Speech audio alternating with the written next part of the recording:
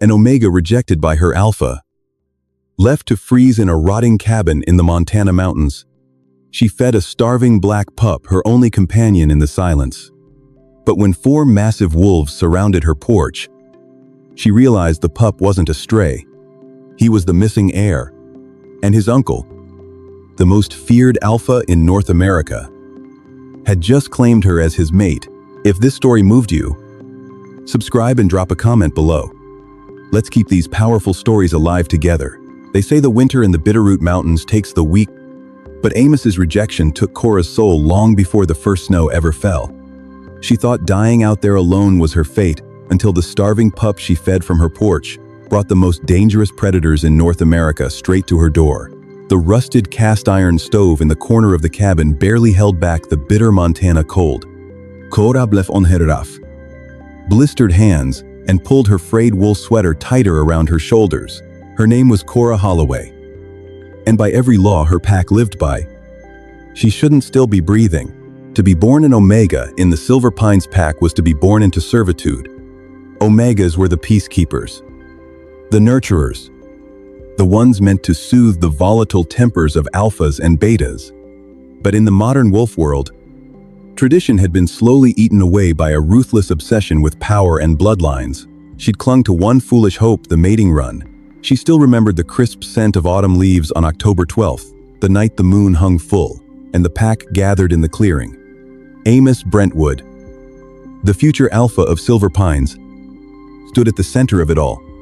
He was everything an alpha should be: tall, broad-shouldered, with calculating amber eyes that demanded submission from everyone around him. When the moon reached its zenith, the mating fever struck. Amos inhaled deeply, and his gaze snapped through the crowd of hundreds until it landed squarely on her. The realization hit them both like a physical blow. The moon goddess had paired the future alpha with an Omega. For 3 seconds, there was a spark of possessive recognition in his eyes. Then the disgust crept in. He looked at her worn clothes, her submissive posture, the murmuring, mocking faces of his elite inner circle. He didn't even pull her aside. He did it right there, in front of everyone. Amos Brentwood. His voice boomed, echoing off the ancient pines. Reject you, Cora Holloway, as my fated mate and Luna. You are weak.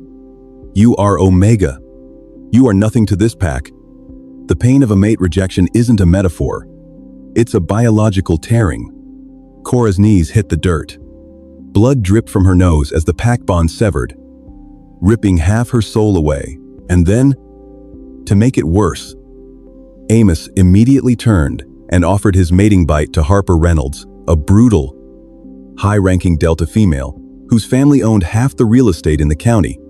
Harper looked down at Cora writhing in the dirt and smiled. They banished her the next morning. Not an official exile that would have required a tribunal, but a forced relocation to this rotting, abandoned trapper's cabin on the extreme northern edge of the territory. No electricity, no running water, miles from the nearest paved road. It was Amos's way of letting the harsh winter finish what he'd started. For the first month, she lay on the floorboards, waiting for the mate chills to stop her heart. She was a ghost haunting her own body. Then came November 14th. She was tossing out the bones of a rabbit she'd managed to snare when she heard a pathetic, raspy whine from beneath the frozen rhododendron bushes. She froze, her wolf instincts flaring. Slowly, she crouched down in the snow. Apu. He was incredibly small, maybe 8 weeks old, but his condition was horrific. His fur was pitch black, a color completely foreign to the gray and brown coats of the Silver Pines pack. He was nothing but skin and bone, his ribs jutting sharply against his matted coat. One of his ears was torn. His back left leg trembled violently, but what struck her most were his eyes. They weren't the milky blue of a normal pup. They were a piercing, intelligent, icy blue. "Hey there, little guy," she whispered, keeping her hands visible and her scent completely devoid of threat. An Omega's aura is naturally calming, a biological soothing balm. She pushed a wave of warmth and safety toward him. He bared his tiny, needle-like teeth. A desperate growl vibrated in his hollow chest. But he was too weak to run. She didn't try to touch him. She knew better. Instead, she went inside, took the last piece of dried deer jerky she'd been saving, boiled it in snow water to soften it into a broth, and brought the bowl out to the porch. She set it down and retreated inside, leaving the door cracked just enough to watch. It took 20 minutes.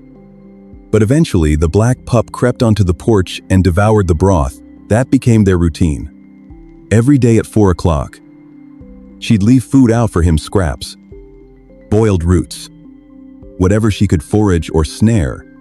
She started calling him Bramble because of the thicket she'd found him under. By December, Bramble stopped running when she opened the door.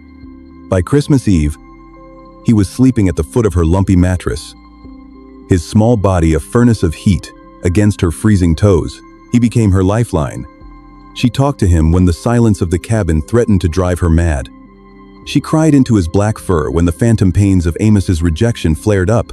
"You're a stray. Just like me. Bramble," she murmured one night, scratching behind his good ear. "Cast aside because we don't fit. But we'll survive. We have to."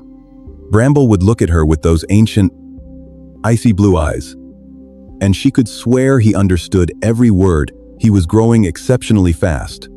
By late January, he was no longer a tiny pup, but the size of a medium dog. His paws massive, hinting at a monstrous adult size. Yet he never made a sound, no barks, no howls, just silent, constant companionship. She didn't know it then, but her quiet days of mere survival were about to violently end. The first sign of trouble wasn't a sound. It was a smell. It was a Tuesday afternoon in early February. The snow was 3 feet deep, burying the world in a blinding white silence. She was out back splitting a birch log with a dull axe when the wind shifted. Sandalwood and expensive vanilla perfume. Amos and Harper. Panic seized her chest. She dropped the axe. "Bramble. Hide," she hissed. The black pup, who'd been chewing on a deer antler nearby, instantly flattened his ears. He didn't run into the woods. Instead, he slinked under the crawl space of the cabin and disappeared into the shadows. She'd warned him constantly. If Amos found a strange, rogue pup on his territory, he'd snap its neck without a second thought. A silver Toyota Tacoma crunched up the unplowed driveway, its heavy tires chewing through the powder. The doors slammed. Amos stepped out, dressed in a custom North Face parka, looking every bit the affluent, powerful alpha. Beside him was Harper, draped in a luxurious fur-lined coat, her blonde hair perfectly styled despite the wilderness around them. Well, you're still breathing," Harper sneered, stepping carefully to avoid getting snow in her designer boots. Amos looked at Cora, and a flicker of something guilt, annoyance passed over his face. But he quickly masked it with cold authority. "We're not here for a social call." "Cora, what do you want?" "Amos?" she asked, keeping her gaze lowered to his chin, instinctively offering the submission he demanded, though she hated herself for it. "My brother is taking over the northern patrols," Harper interjected, wrapping her arm possessively around Amos's waist. "He needs a staging point. This cabin sits on prime hunting grounds. You're in the way." Cora's heart dropped into her stomach. "This is the edge of the territory," she pleaded, her voice trembling. "If I go any farther north, I cross into the neutral zone rogue territory. It's the middle of winter. I won't survive." Amos took a step forward, letting his alpha aura crash down on her. It felt like an invisible anvil pressing against her chest, forcing the air from her lungs. Her knees buckled. She hit the snow hard. "You have 48 hours to vacate," Amos commanded, his voice vibrating with supernatural dominance. "I don't care where you go, Cora, but if I find you on Silver Pines land Thursday morning, you'll be hunted as a trespasser. Do you understand?"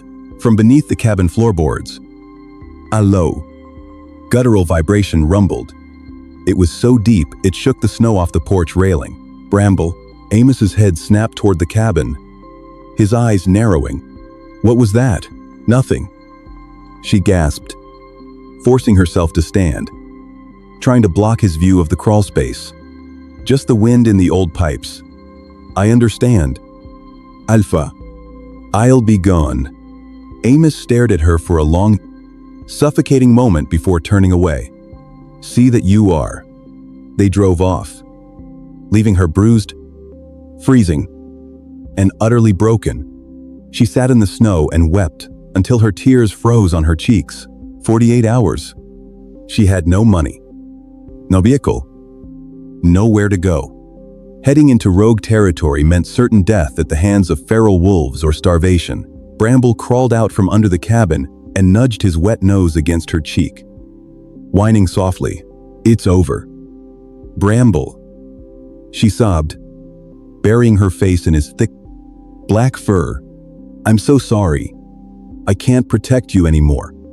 She spent the next day packing her few possessions into a canvas duffel bag: matches, 2 blankets, a hunting knife, and what little food she had left. She planned to walk at dusk, hoping the cover of night would hide her from border patrols. As the sun dipped below the jagged peaks of the Bitterroot on Wednesday evening, the temperature plummeted to 10 below zero. She strapped the bag across her chest and walked out onto the porch. Bramble was standing at the edge of the tree line, staring intensely into the dark woods. "Come on, Bramble. We have to go," she called out softly. He didn't move. Every hair on his spine stood straight up. Suddenly, the woods went completely, unnervingly silent. The wind died. The nocturnal bugs stopped chirping. The air itself felt thick, charged with an overwhelming, suffocating pressure that made Amos's alpha aura feel like a gentle breeze. Her breath caught. She took a step back toward the cabin door. From the shadows of the ancient pine trees, a massive paw stepped into the moonlight. Then another. 4 wolves emerged from the forest. Her blood ran cold. They weren't silver, gray, or brown. They were pitch, midnight black. And they were monstrously huge, easily the size of grizzly bears, dwarfing any alpha she'd ever seen. They fanned out in a semicircle, effectively trapping her against the porch. Rogue Pack, the Obsidian Syndicate. The rumors were true. The largest wolf in the center, a beast with a terrifying jagged scar tearing across his left eye and muzzle, took a slow, deliberate step forward. His eyes weren't the gold of a normal wolf. They were a glowing, blood-red crimson, an alpha of terrifying, ancient lineage. She was going to die right here on this porch. She dropped her bag and fell to her knees, exposing her neck in ultimate, desperate submission, praying they'd make it quick. "Please," she whispered to the snow. The crunch of shifting bones filled the air. When she dared to open her eyes, the 4 wolves had shifted into human form. They stood completely unfazed by the sub-zero temperatures, naked and heavily scarred, radiating a raw, lethal power that made the air hum. The scarred leader stared down at her. He was breathtakingly rugged, with dark hair and a jawline carved from granite. But before he could speak, a blur of black fur darted past her from the porch. "Bramble." "No," she screamed, lunging to grab him. But Bramble didn't attack the massive men. He ran straight to the terrifying leader. In a sickening crunch of bones, shifted, she gasped, falling back onto her hands, where her pup had been. A small boy now stood in the snow. He looked about 5 years old, pale and shivering, with messy black hair and those same icy blue eyes. The terrifying alpha dropped to his knees, his face softening in absolute shock. He pulled the boy into his chest and buried his face in the child's hair. "Asher," the man breathed, his voice thick with raw emotion. "Thank the goddess." The boy wrapped his arms around the man's neck. "Uncle Gideon," he whimpered. "I waited." Gideon Cross. The Alpha of the Nightfall Syndicate, the most feared and ruthless pack in the Western Hemisphere. And the stray pup she'd been feeding scraps of jerky to for 3 months was his nephew, the missing heir. Gideon stood, lifting the boy into his arms. He handed him off to one of the other massive men. Then he turned his crimson gaze back to her. She scrambled backward until her back hit the wooden railing of the porch. She was an Omega from the pack that had likely kidnapped or harmed this boy. He was going to slaughter her. Gideon closed the distance between them in 2 strides. He towered over her, a god of war and vengeance. He leaned down, his face inches from hers. His chest heaving, he closed his eyes and inhaled deeply, taking in her scent. When his eyes snapped open, the crimson was gone, replaced by a swirling, stormy black. The fury on his face completely vanished, replaced by an expression of profound, earth-shattering shock. He slowly reached out, his calloused, blood-stained fingers trembling as he gently brushed a strand of hair from her frozen cheek. Mine. The Alpha of the Nightfall Syndicate whispered, his voice a gravelly vow that echoed in the silent winter night. Mate. The word hung in the freezing air, heavier than the snow burying the Bitterroot Mountains. Mate. Cora stopped breathing. Hemin. Already fractured by months of isolation and the lingering trauma of Amos's rejection, simply short-circuited, she stared up at Gideon Jinzen, crossed the Alpha, whose name was whispered to frightened, disobedient pups unable to process the profound reverence in his stormy black eyes. He wasn't looking at an Omega. He was looking at a queen. No. She choked out. A pathetic, broken sound. She shrank back against the splintered wood of the cabin, crossing her arms over her chest. You're mistaken. I'm broken. Amos, Brentwood rejected me. I don't have a wolf left to give you. Pain flashed across Gideon's rugged face, so sharp and visceral it made him wince. He didn't try to touch her again. Instead, he shrugged off his heavy, fur-lined parka and gently draped it over her trembling shoulders. The scent of him crushed cedar, dark roast coffee, and an intoxicatingly masculine musk enveloped her, instantly soothing the ragged edges of her frayed nerves. My beta. Declan. Gideon said, his voice a low, calming rumble, gesturing to the tallest of the 3 other men who'd now dressed in dark winter gear. He's going to take my nephew to the heated SUV we left on the ridge. You're coming with us. Cora.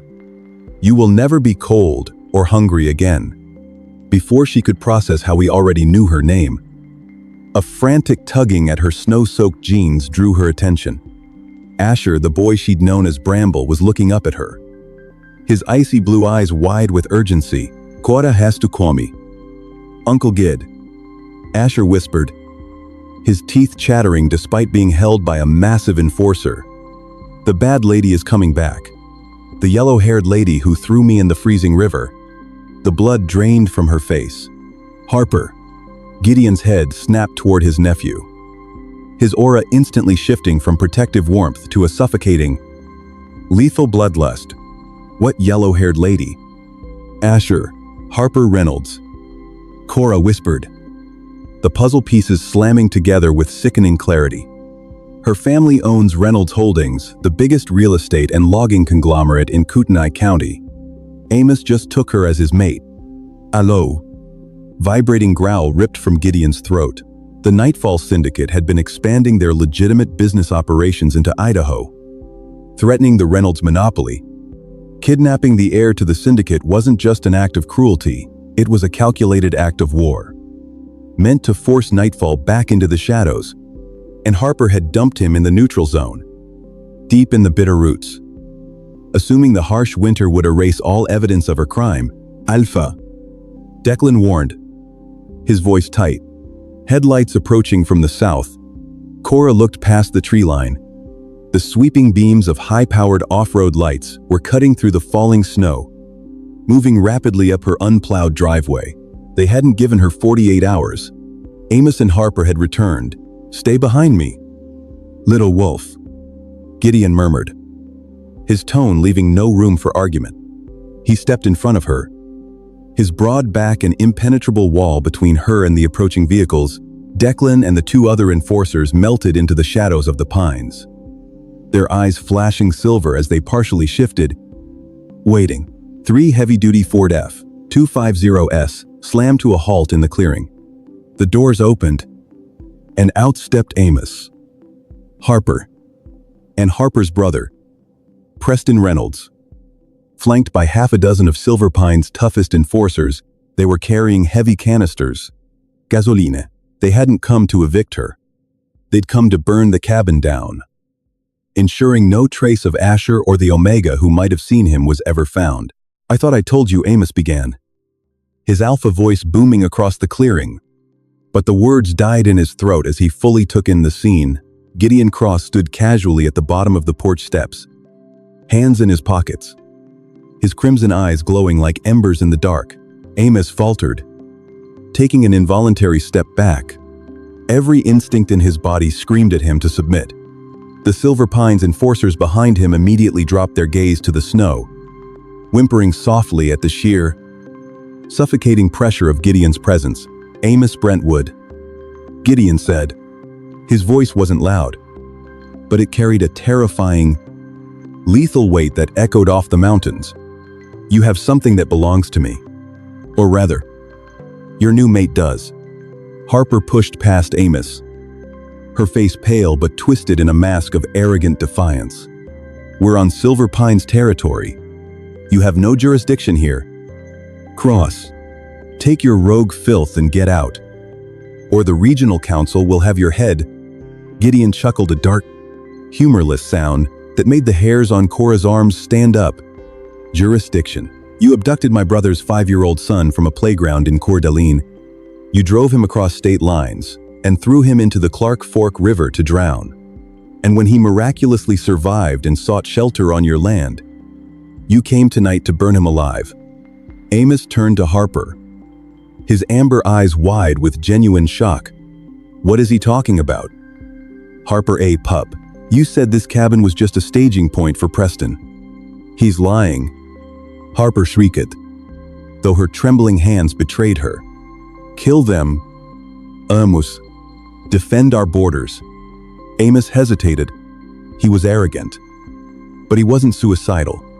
To attack the alpha of the Nightfall Syndicate was to sign a death warrant for his entire pack. "I'm not here for a border dispute," Gideon announced, taking a slow, predatory step forward. "I'm here for blood, and I'm here for my mate." Gideon reached back, his large, warm hand finding hers. He gently pulled her forward, out from behind his back, so she was standing beside him on the snow-covered steps. Amos's jaw dropped. He stared at her, then at Gideon, then back at her. The realization hit him like a physical blow. The invisible thread of destiny that he'd so carelessly severed on the night of the mating run had snapped back, connecting her to the most powerful wolf in North America. Cora. Amos breathed, his voice laced with sudden, desperate possessiveness. Pack law was ancient and twisted, and Alpha's ego couldn't handle seeing something he'd discarded elevated above him. "No. She's an Omega of Silver Pines. You can't have her. She is the Luna of Nightfall." Gideon roared, the sound unleashing a shockwave of dominance that drove Amos and his enforcers straight to their knees. Even Preston collapsed, gasping for air. "And you, Amos Brentwood, are nothing but a footnote in her history." The silence that followed was absolute, broken only by the whistling wind and the panicked hyperventilating of the Silver Pines enforcers. Gideon didn't bother to draw a weapon. He didn't need to. From the shadows of the tree line, Declan and the Nightfall enforcers stepped into the light. Flanking the kneeling Silver Pines wolves, Declan held little Asher, completely wrapped in a thermal blanket, safe and hidden from the chaos. Harper was the only one who hadn't been forced to her knees. Protected by the residual alpha aura Amos weakly tried to maintain, she looked around wildly, realizing the trap she'd built for Cora had violently snapped shut on her instead. "Preston," Harper yelled, kicking her brother in the ribs. "Do something. Preston, a notoriously brutal beta, sneered and lunged upward, drawing a heavy hunting knife from his belt. He aimed straight for Gideon's chest. Gideon didn't even blink. With a speed that defied his massive size, he caught Preston's wrist mid-air. A sickening crack echoed through the clearing. Preston screamed, dropping the knife as his arm bent at a horrific, unnatural angle. Gideon casually kicked the man in the chest, sending him flying backward into the snowbank. He was unconscious before he landed. Amos finally broke through the paralyzing dominance, scrambling to his feet. But instead of attacking Gideon, he looked at Cora.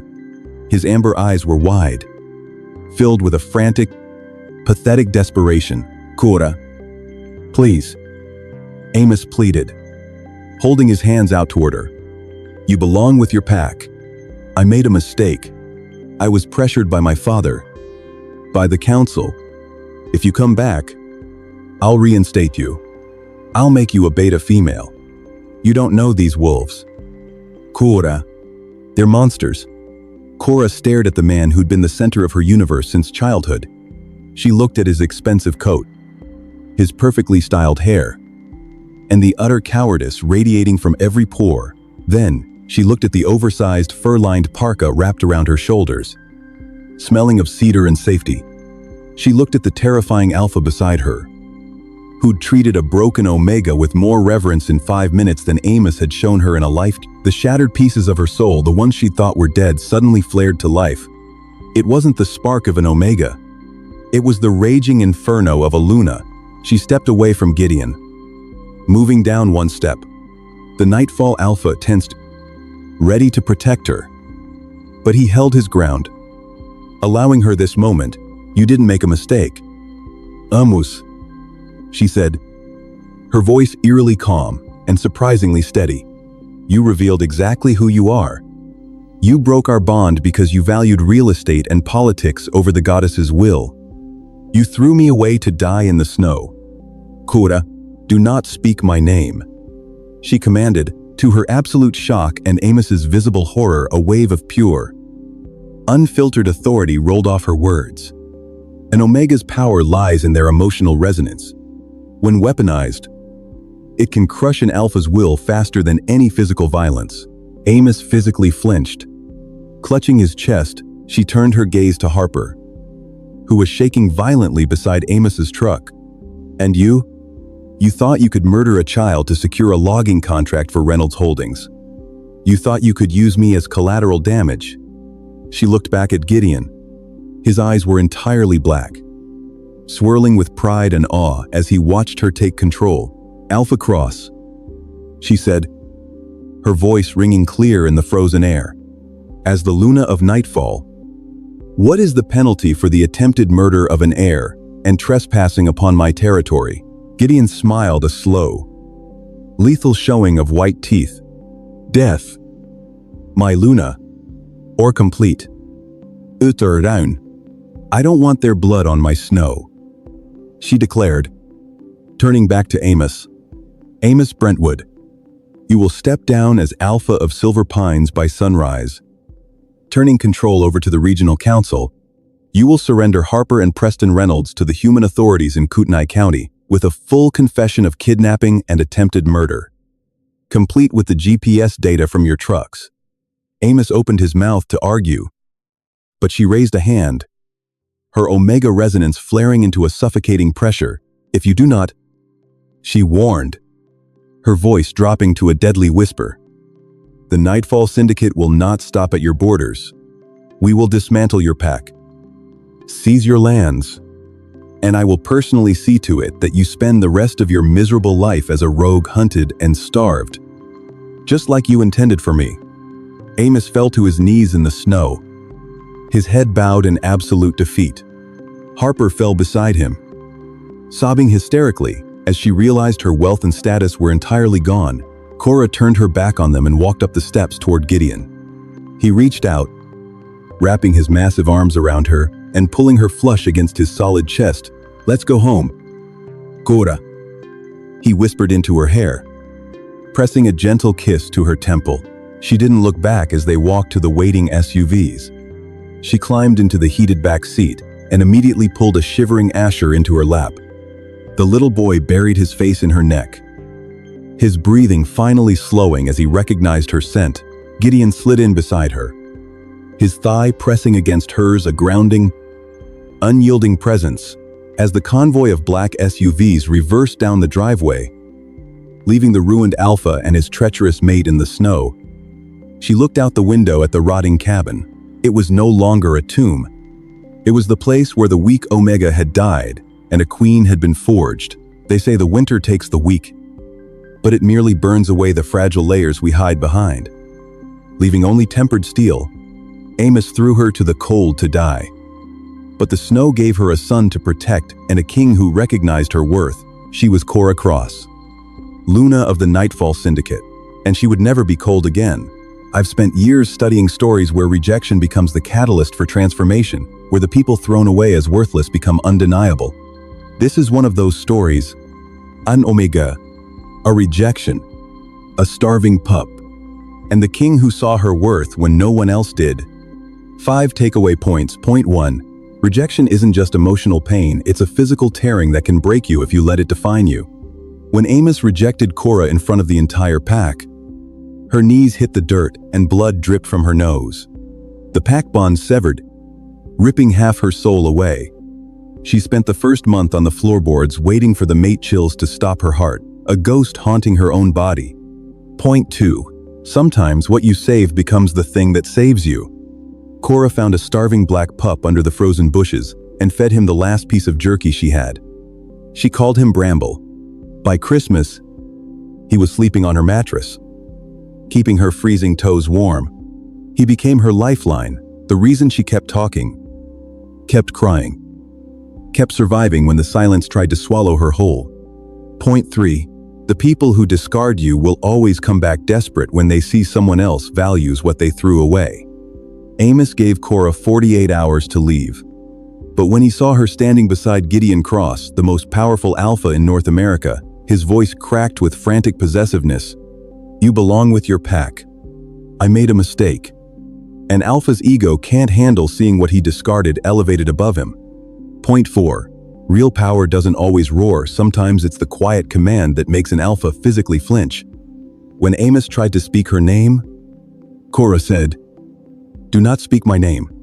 To her shock and his horror, a wave of pure authority rolled off her words. Amos clutched his chest. An Omega's power is in their emotional resonance. When weaponized, it can crush an alpha's will faster than any physical violence. Point 5. You don't prove you've moved on by arguing, you prove it by turning your back and walking away. Cora stood in the snow and told Amos exactly who he was, a man who valued real estate over the goddess's will, who threw her away to die. Then she turned her back, climbed into the heated SUV, and pulled a shivering child into her lap. She didn't look back at the cabin. It was no longer a tomb. It was where the queen had been forged.